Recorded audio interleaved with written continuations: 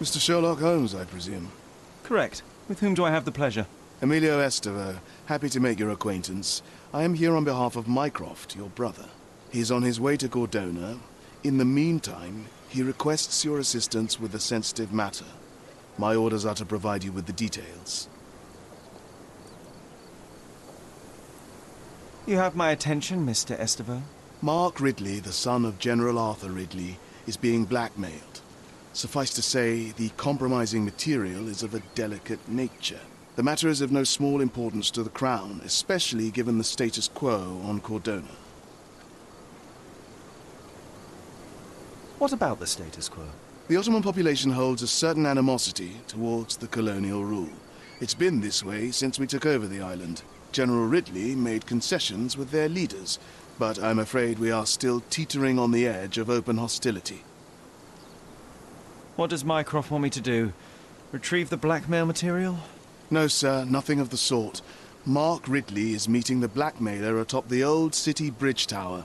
You shall observe from a distance, then establish the blackmailer's identity. Do not attempt to arrest him. We'll handle it from there. Saving the best for yourself? Fine. There is a cafe just over the bridge that provides a good vantage point.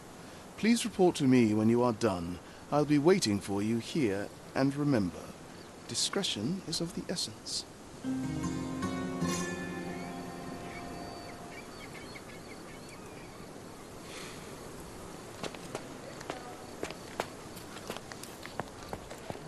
Just look at this thing. It's huge.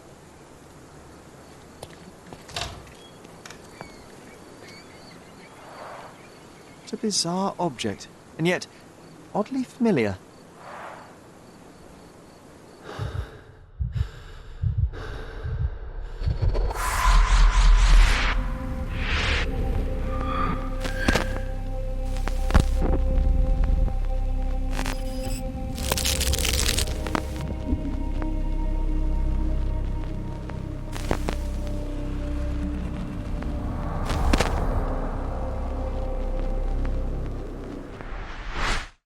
Did you just remember something?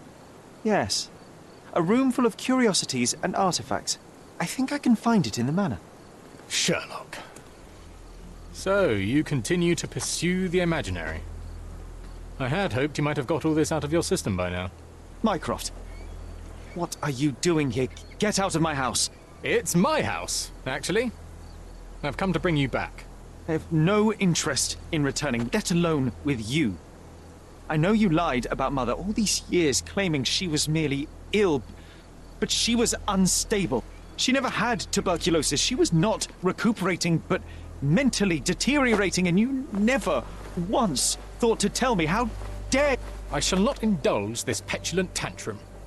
You can just tire yourself out and then slink back to London with your tail between your legs. Just tell me everything! I'm an adult now. Show me the basic courtesy of an explanation. You know I will find out eventually. The goal was stability, and that's what you got. The right thing for everyone was to try and move on from her passing. The consequences of one's actions determines what is right or wrong. Yes, exactly.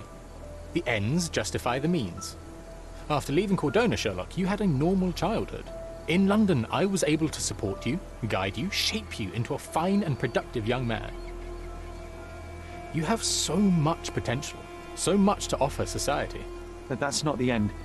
Now I've found the truth, and it has shattered everything I knew about her, about you, and about myself. I feel unstable because of you. Your actions were not justified. Lying never is. Oh, grow up, Sherlock.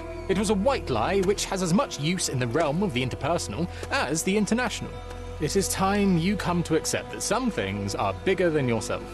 Oh, you are full of it. You like to pretend you care about the big picture, but it's just an ego trip. You like knowing more than others. You like greasing palms and rubbing shoulders with the rich and powerful. You like having eyes and ears everywhere. The fact it helps the nation is incidental, because all you care about is yourself. It's true. I have agents everywhere, including Cordona. If you weren't so damn stubborn, you'd realize that means I'm only here for you.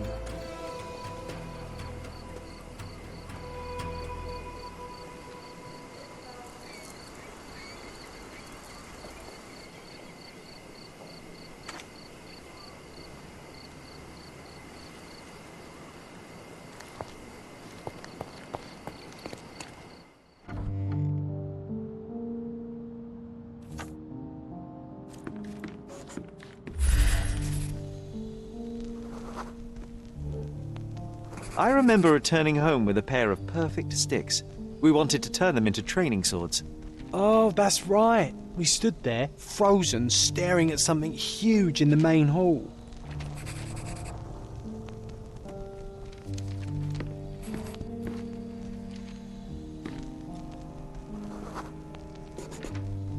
It was a giant aquarium with a living mermaid in it. Impossible, it must have been something else. Oh, of course, that mortifying hoax presently taking up space in our front yard. Well, fine. Your memory's better than mine. But I'm sure we started examining it immediately. And someone else was around too.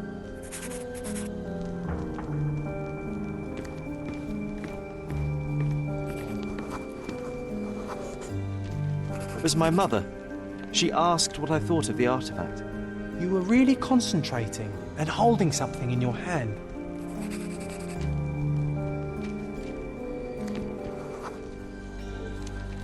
I inspected it with a magnifying glass and was able to confirm it was made of two different skeletons. The mermaid was a fake. And so it was time to smash the thing. Your mother took a hammer and... Slow down, John. That's not how it happened. I remember other people joined us.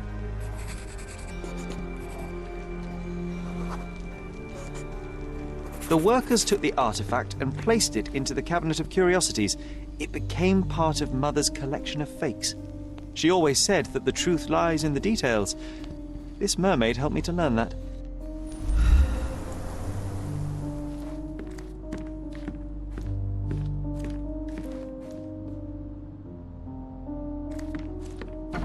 Ah yes, my mother's studio.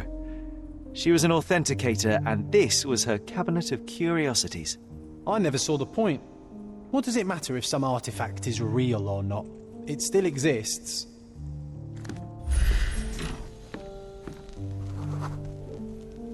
I remember this cozy blanket. It was perfect for a...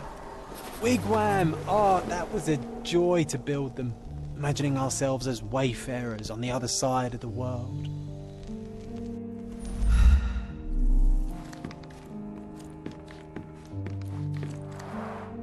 One of the most ridiculous fakes I ever saw. Its owner insisted it was a polar bear.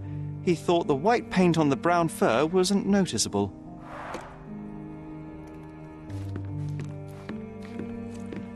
It's a pity how many amazing things are missing from this room.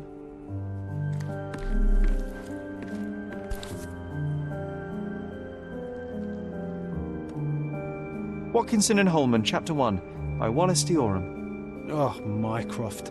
You always act so serious, but then reads tripe like this. John, if I remember correctly, you couldn't put this book down.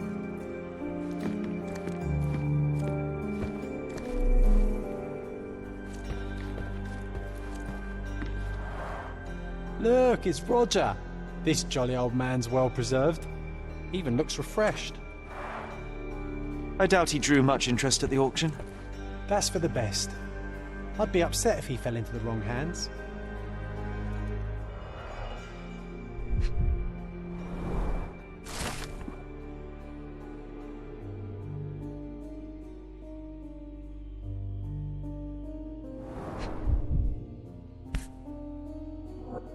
Carefully opened. Dated 24th of April, 1869.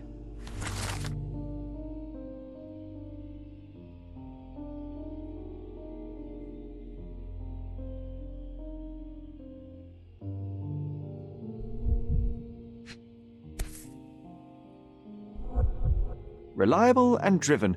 I recognise Mycroft's handwriting. Officer Luciano J. Placido. So many calling cards. Mycroft liked to keep useful people at hand.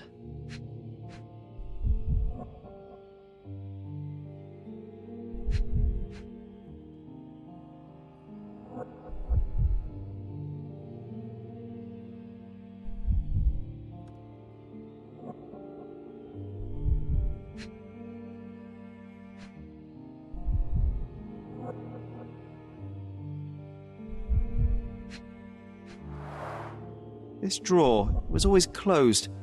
Only Mycroft knew how to open it. I remember we tried to break it open and spy on him, but alas, had no success. Maybe today's the day. Ah, Sherry.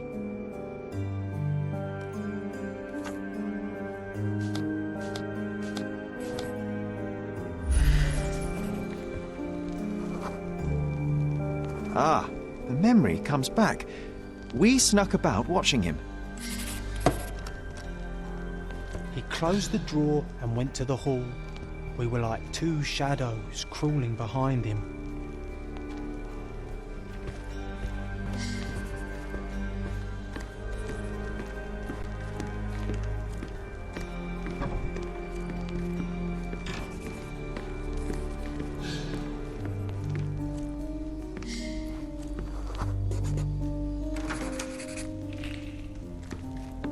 He opened the door to the postman, and they exchanged documents.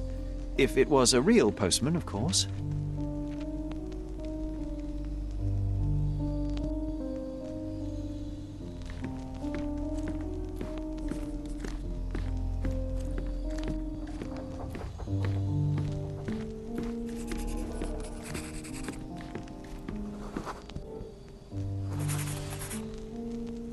The painting on the wall was slightly atilt. He stopped and straightened it.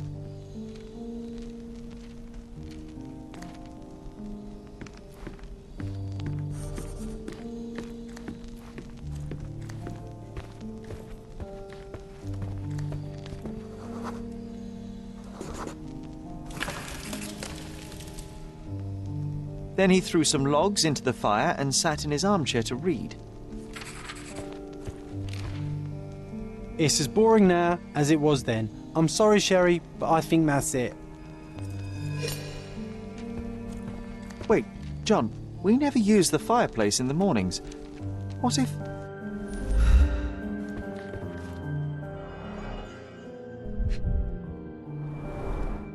A bit of juniper in the fireplace created a soothing atmosphere. It's the little things, isn't it? I think this is what we're looking for.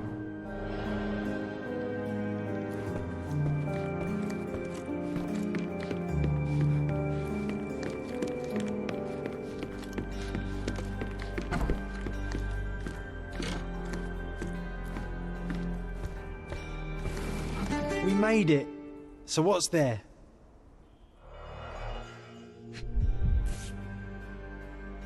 Gifted by Queen Victoria herself. Single malt whiskey, Mycroft's favourite.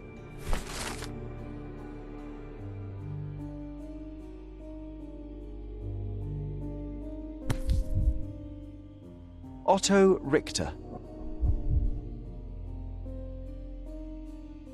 This one is rather thick.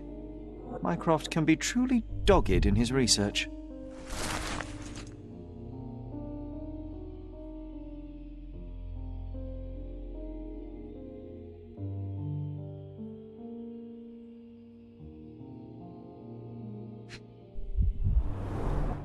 Dossiers on the most influential people on Cordona. Mycroft always had a habit of building files on everyone he met.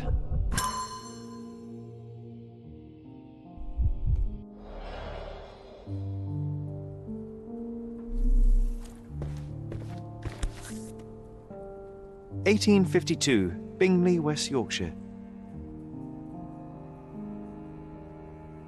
This photo caused a lot of fuss. My mother spent some time to prove it was a fake.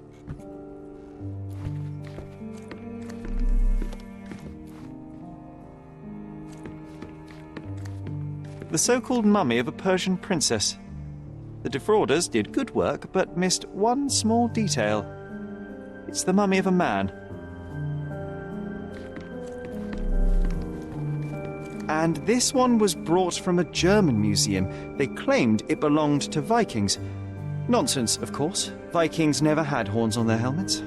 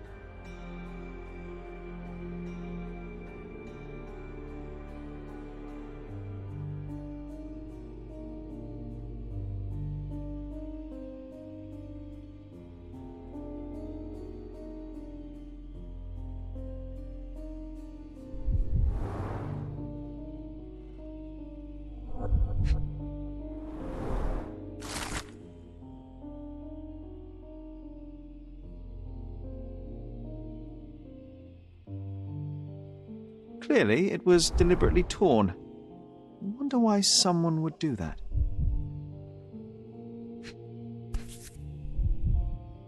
The Tulpa, Studies in Tibetan Mentalism. An impressive number of bookmarks. Someone was rather obsessed with this subject.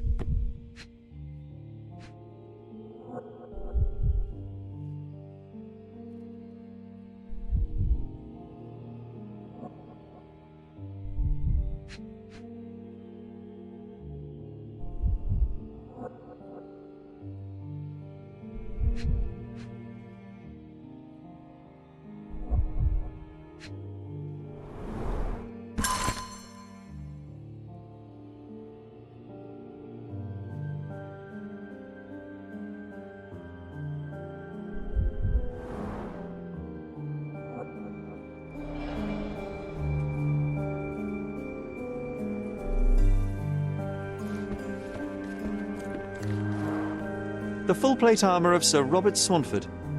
I was told my father won it in a wager. Armour is armour, but look at his sword. Oh, how badly I wanted to wield the blade. Maybe you take it instead of your pistol. I'm starting to remember something.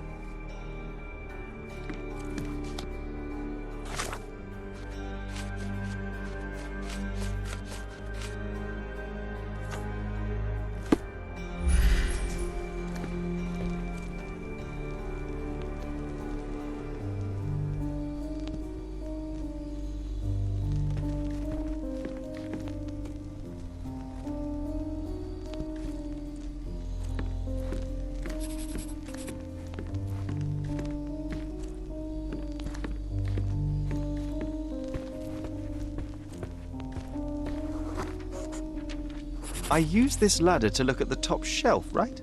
On the day of Mother's breakdown upstairs. Right you are, Sherry.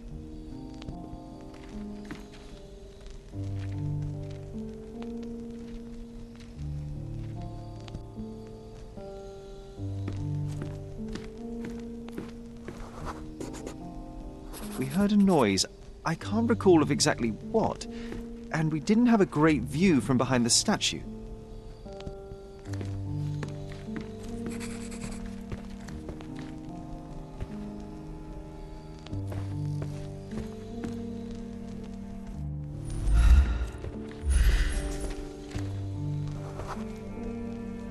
Books and papers from the table somehow ended up on the floor. Now it's coming to the surface. I feel it.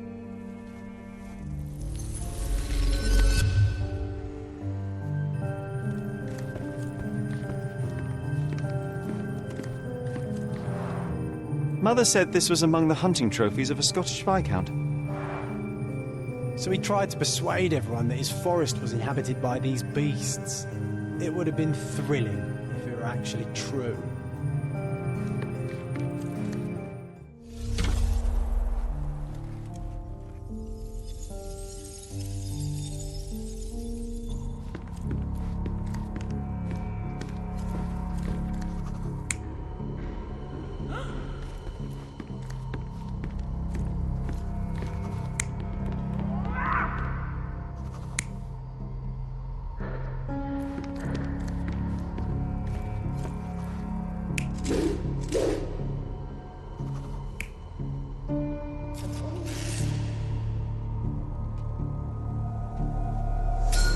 Come on, Sherry. Let's go outside. Wait. Did you hear that? Come here, Sherry. You call this progress? Charlatan, amateur. I'm not letting you anywhere near my mother again. So there was a quarrel between them.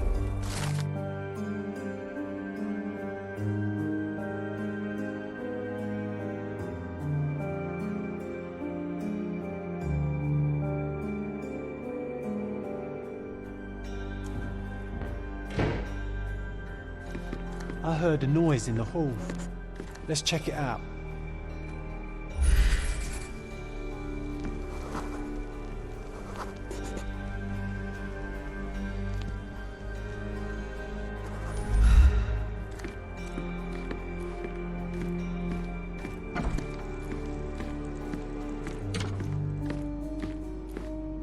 Sherry, look!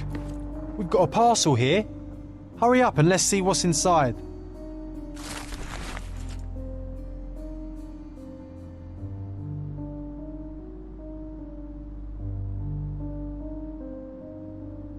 An invitation that comes with a mask. We can't miss this, Sherry.